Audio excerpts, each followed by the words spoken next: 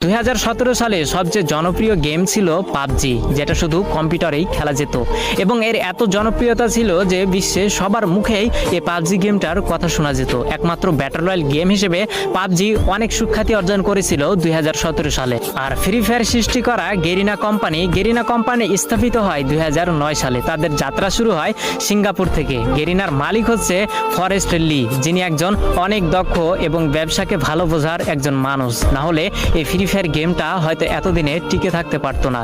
তো 2009 সাল থেকে গেরিনার যাত্রা শুরু হলেও তারা কোনোভাবে কোনো গেমে সাকসেস পেল না, সবকিছুতেই তারা ফেল হয়ে গেল। একের পর এক ভিডিও গেম রিলিজ করেও মানুষের মন জয় করতে পারছিল না। তো 2014, 15, 16 সালে গেরিনা বেশ কয়েকটি গেম মানুষের সামনে উপস্থাপন করে, কিন্তু এত পরিমাণ ভালোবাসা এবং এত পরিমাণ জনপ্রিয়তা পায়নি গেরিনা কোম্পানি ওই অন্য গেমগুলোতে। কিন্তু সবকিছুতেই একটা টার্নিং পয়েন্ট থাকে, যেটা 2017 সালে গেরিনা কোম্পানিকে তাদের মোড় ঘুরিয়ে দিয়েছিল। যেহেতু 2017 সালে শুধু পাবজি গেমটাই ব্যাটল রয়্যাল গেম ছিল এবং মানুষের মাঝে উৎপত্তি হয়েছিল একটা বিশেষ গেম হিসেবে, সেহেতু গেরিনা কোম্পানির মালিক ফরেস্ট লি ভাবলো কেননা মোবাইলের জন্য একটা ভালো গেম উপস্থাপন করা যাক বা মানুষের সামনে ছড়িয়ে ফেলা যাক, যার হাত ধরে কয়েকজন টিম নিয়ে এই গেমটাকে তৈরি করার কাজ শুরু করা হলো।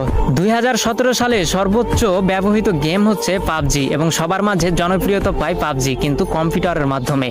ফোনের মাধ্যমে এই পাবজি গেম এতটা জনপ্রিয়তা পায়নি। সেই সুযোগটাকে কাজে লাগিয়েছে গেরিনার কোম্পানির মালিক ফরেস্ট লি তৎক্ষণাৎ ভেবে উঠলো যে মোবাইলের জন্য একটা গেম তৈরি করা যাক, যে গেমটি অনেক কম দামি ফোনেও যেন সাপোর্ট খায়। তো যার জন্য কয়েকটি টিম গঠন করে গেরিনার কোম্পানি ফরেস্ট লি কাজ করা শুরু করলো। 2017 সালের প্রথম দিকে এই ফ্রি ফায়ারটাকে তৈরি করা শুরু করলেও 23 আগস্ট 2017 সালে এই গেমটাকে পুরো বিশ্বে ছড়িয়ে দেয় গেরিনা কোম্পানির মালিক ফরেস্ট লি, যেটি একটি সিঙ্গাপুর কোম্পানি এবং সিঙ্গাপুর থেকে এর হেডকোয়ার্টার এবং পুরো গেমটাকেই পরিচালনা করা হয়। তো 2017 সালে যখন সাধারণ মানুষ সাধারণ ফোনে এই গেমটাকে খেলতে পারতো, তখন পাবজির জনপ্রিয়তা ধীরে ধীরে কমতে শুরু করলো এবং যেহেতু কম দামি ফোনেও ফ্রি ফায়ার গেমটাকে খেলা যেত, যার জন্য সবাই এই ফ্রি ফায়ার গেমে ঢুকে পড়লো। তার দেখা দেখি পাবজিও 1 বছর পরে তাদের মোবাইল ভার্সন বের করলো, কিন্তু অনেকটা দেরি করে ফেলেছিল পাবজি, কারণ সাধারণ মানুষের মনে এই ফ্রি ফায়ারটা অনেকটাই জায়গা করে নিতে পেরেছিল।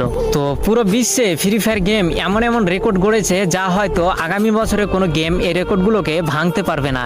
তেমনই দুটি জনপ্রিয় রেকর্ড হচ্ছে 2019 সালে সর্বাধিক প্লে স্টোর থেকে ডাউনলোড করা গেম হচ্ছে ফ্রি ফায়ার গেম, যার জন্য প্লে স্টোর থেকে তাকে অ্যাওয়ার্ড দেওয়া হয়, এবং 2020 সালে দৈনিক 80 মিলিয়ন অ্যাক্টিভ ইউজার এই গেমটি অর্জন করে ধরে রাখতে পেরেছিল, যার জন্য এটি একটি বিশ্ব রেকর্ড হয়েছিল। হয়তো আজ পর্যন্ত অথবা পূর্বে অথবা আগামীতে এই রেকর্ডটি ভাঙতে পারবে না কোনো গেম। তো এগুলোই ফ্রি ফায়ারকে জনপ্রিয়তা পাইয়ে দেয়নি, জনপ্রিয়তা পাইয়ে দিয়েছে 2017 সালে এই মোবাইল ভার্সন বের করে।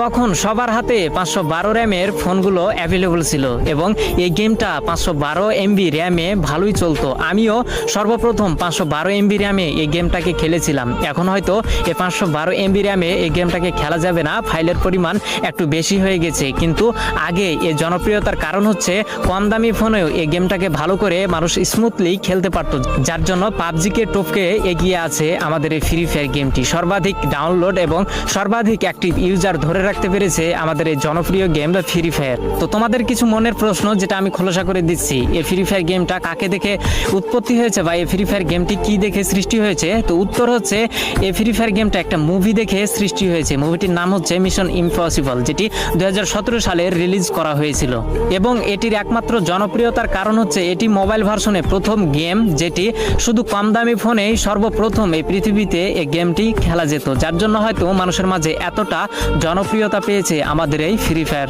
তো তোমরা অনেকেই আছো তোমাদের বন্ধু বান্ধবের সাথে তর্ক করো ফ্রি ফায়ার গেম আগে এসেছে, পাবজি গেম আগে এসেছে। তো এর উত্তর হচ্ছে পাবজি গেম কম্পিউটার ভার্সনে সবার আগে এসেছে এবং ফ্রি ফায়ার গেমটি মোবাইল ভার্সনে সবার আগে এসেছে। তো তোমাদের কাছে আমি প্রশ্ন রাখলাম, তাহলে কোন গেমটি আগে এসেছে? আসলে দুটো গেমই একসাথে এসেছে। তারপরেও জানি না পাবজি কেন ফ্রি ফায়ারের উপরে এত কেস বসিয়ে দিচ্ছে। আসলে ফ্রি ফায়ারকে এতটা জনপ্রিয়তা হতে দেখে হয়তো নিচে নামানোর জন্যই এসব কাজ করছে পাবজি। তবে ফ্রি ফায়ার গেম যেহেতু নন কপি, সেহেতু এই ফ্রি ফায়ার গেম আরো সামনে এগিয়ে যাবে, তাকে কেউ বাধা দিয়ে রাখতে পারবে না, এটাই হচ্ছে বাস্তবতা।